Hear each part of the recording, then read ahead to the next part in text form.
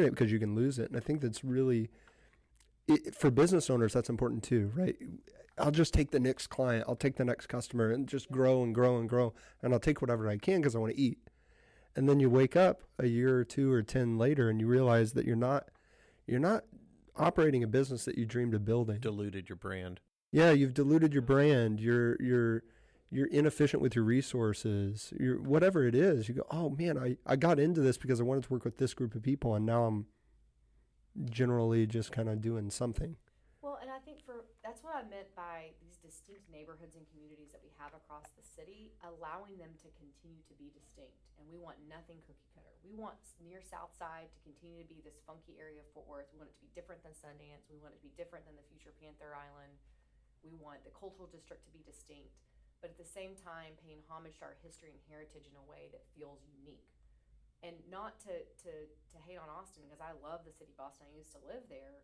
But if you go there and having lived there before, man, has it changed in a way you almost don't recognize your city. And a great example for us, I think, where we're being successful right now is, let's take Camp Bowie in the cultural district.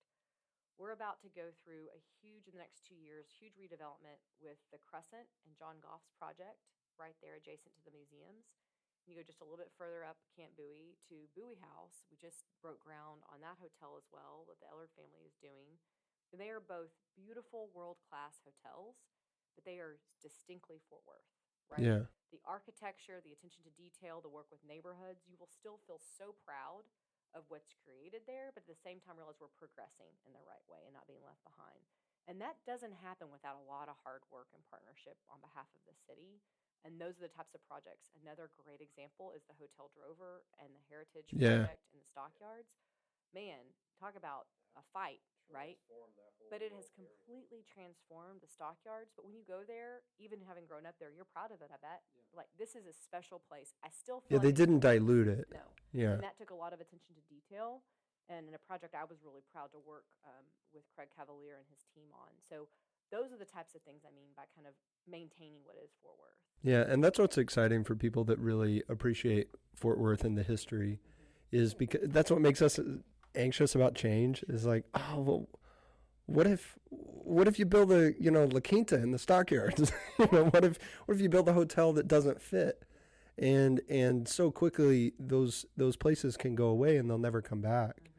And I think to understand, in order to protect it, you have to understand what it is that you're protecting, whether it's a business or a city or anything. I even as passionate as I am about Fort Worth, I don't know that I could articulate what it is that we are protecting, because it's not just that people are friendly. No. That's a big part of it. Yeah. What would you say it is that we're actively deciding to protect?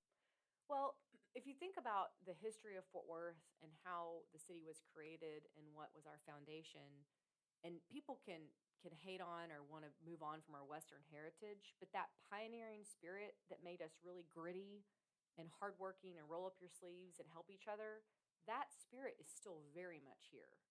And if you could kind of come back to that heritage, I think that's what I see in us. Like, you can have whatever slogan. They've had some great ones, like "Where the West Begins," yeah, "Modern West," and "Cowtown," and we're all of those things. We're Panther City, right? We're Funky Town. And what I've told people before is when they get kind of fussy about the new name, I'm like, who cares? Let them own. Let Panther City be the new name. Let it be Funky Town. That community loves that. Yeah, right? I was telling him about Funky Town. You had never heard that, right? I had not. I'm not in the Funky Town group, I guess. That's like an oddly racial nickname. Yeah, it is. Is that you don't hear a lot of white people call it Funky Town for what? I don't know why. Yeah. And my thing is, Fort Worth needs to be the communities that have that identity with it. Allow that to be organic and don't try to change it and don't try to force something else, because you're going to naturally have an evolution anyway. Yeah. So I think it's really positive, and I think for me, it's really fun to be mayor because you're in the seat where you see it all happening around you. The one thing I want us to be careful of, and I think as Americans we should be careful of this, is the tribalism that you're seeing politically can absolutely and does filter into daily life. Yeah. And I think it's because we so much live on our smartphones and other technology, and you lose sight of just being a good human being and listening better. And I don't want Fort Worth to fall victim to that. Yeah, and that can happen because all of these neighborhoods that you've mentioned, it didn't really occur to me until you started to talk about it. But yeah, Rosemont's still Rosemont. You know, it doesn't look different, and that's cool in a way because that culture has been maintained. Northside is still Northside, Right. and all of these neighborhoods are still what they were when I was a child. But when I look at Fort Worth, I go, oh, it's a little different. You know, some of these buildings are new, but overall the spirit of each little sector is still there.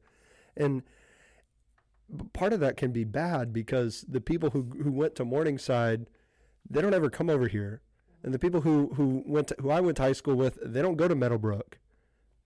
There is a divide, and that's able to be maintained because each group kind of maintains its own culture and identity. Right. And I think for our paying more attention to economic development is if you allow development and progress to happen across the entire city, you run less risk of that tribalism and less risk of people trying to hold on to what's theirs because there's enough for everybody. And in a high growth city, that's an opportunity that we have as long as we continue to shepherd that forward and making sure, especially in South and East Fort Worth, you're creating development there. Yeah. Yeah. So how would you define success for you after your first? When's your first year? June will be 1 year, so we run every 2 years. Yeah. How are you going to be able to define success? Well, I think, in the areas I want to focus on, education, economic development, transportation, mobility, those are just 3 really broad categories.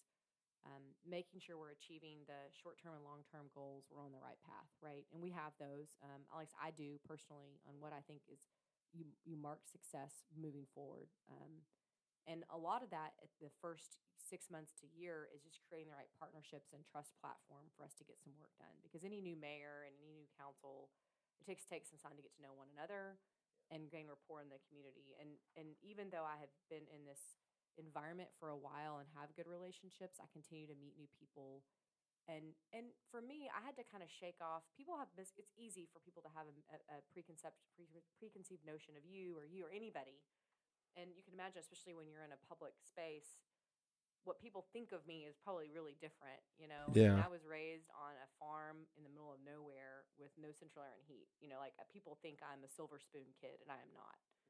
And sometimes you just literally have to say, let's have a conversation. Like, let's talk about life. Let's talk about what got you there. And I only mention that because I've had to spend a lot of time sort of shaking off the perception of who I am and who I'm not, and you're Republican or you're too liberal or you're too conservative or you have this background or you worked for so-and-so. Like, who cares? Like, the work needs to demonstrate value on its own.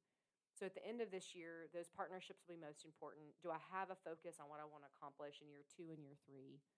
And importantly, what does a handoff look like? Because good leaders are ready to leave the job at any moment and be prepared to pass the torch. And I want, in my generation of leadership, I think I have an obligation to make sure I leave it better than I found it, and I'm preparing the next generation of leaders to be strong leaders in whatever they're doing, business or civic service or whatever. And I think that if we're successful, those things will kind of be notable in our administration. I'm curious, you've mentioned a lot of projects, and the first time I heard you speak, I was really surprised, and I hope that you don't perceive this as an insult. I was surprised as to how much you knew about what you're talking. Yeah.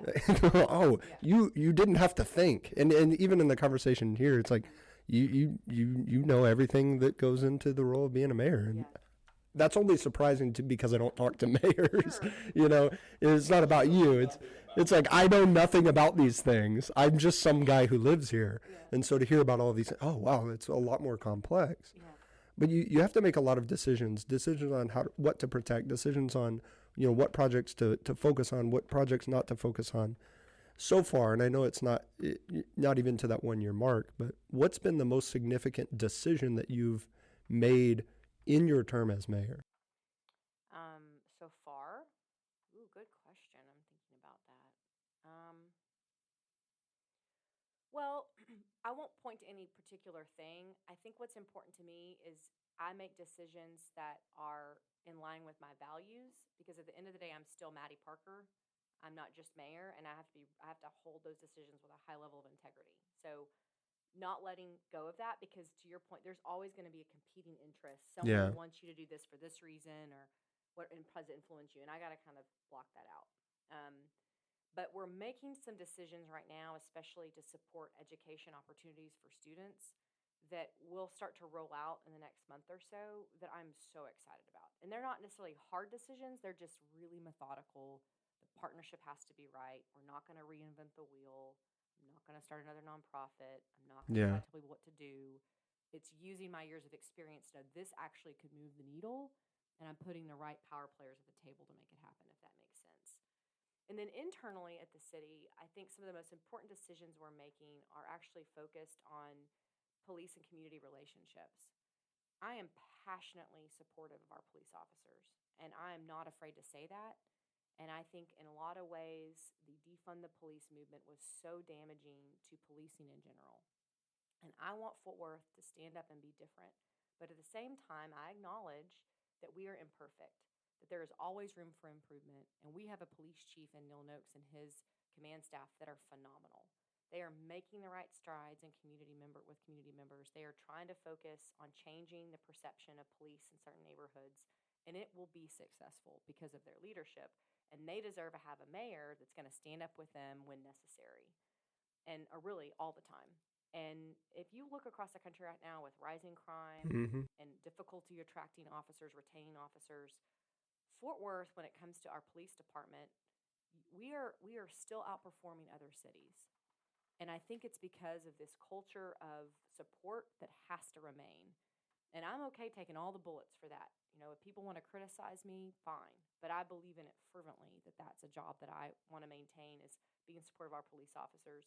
But also the hard decision, or hard work you have to do with community that have felt wronged for whatever reason, or haven't had strong relationships, and listening carefully and working together. And I'm really lucky to have that partnership with Neil to make sure we get it right for our community.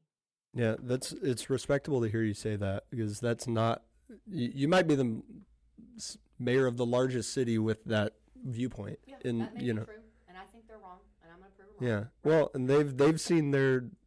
I don't know how they haven't seen the negative consequences of this position that they've taken of going to the extremes of bashing police and then turning around 6 months later and saying, "Oh no, we really need the police," Right. and being surprised that nobody's there to answer that call after they just got disrespected by the mayor of their own city. Well, and that's happened in Chicago, Portland. You could go down the list. Yeah. And I've said this a lot, that we ask our officers to literally be all things to all people all of the time. They need to be experts in everything. And so we've also had to pay more attention to helping them have the resources they need to be the strongest officers and do the best job possible. So if that's our crisis intervention team and mental health supports, if that's our homeless intervention team that really helps on the HOPE team in the Lancaster corridor, or to help homelessness in general, if it's additional mental health services for officers, it's family supports, they deserve all of that and more to be the best at their job. And it just really frustrates me. And it's like, to your point, like, you call 911, officer shows up and saves the day, but the next day you're criticizing. Just recognize how difficult that job is for a second. And they are making life and death decisions as we sit here right now. Yeah. And the officers are getting called in for overtime right now to prepare for this winter storm. And our firefighters, when we're all going to get to go home for a snow day, they're going to be out there keeping the public safe. And so I just want us to restore a little bit more humanity into how we talk about our first responders. And I'll own that as mayor, and it needs to be top down. Shout out to Officer Hadid this morning, who jumped my car. So I'm in the parking lot. I'm over at Yogi's. I grab a bagel. I come out. And it's just like this. But it's a 50-year-old car, so it's just a classic car. It just, of course, won't start. And I'm like, crap. What am I going to do? You're thinking through, okay, who am I going to call? Jumped your car for you. What am I going to, And so he's parked right in front of me, and he's in his, cruiser. He's kind of sees me, gets out, and he's like, you need a jump? I'm like, I guess so. We can try. And so he helped, so anyway, so him. That's great. Yeah, he was super helpful. Yeah, you want to avoid the embarrassment of having to ask somebody that you don't know. Yeah. Yeah. Well, I didn't even have to